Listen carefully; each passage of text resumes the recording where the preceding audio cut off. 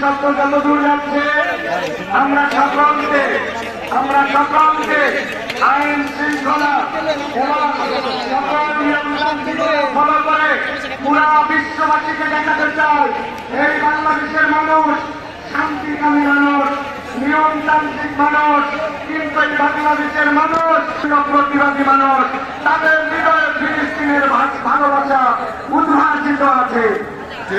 ফিলিস্তিন যতদিন স্বাধীন না হবে এই বাংলাদেশ থেকে আমাদের যাবতীয় সমর্থন আমাদের ভাইদের প্রতি অব্যাহত থাকবে ইনশাআল্লাহ।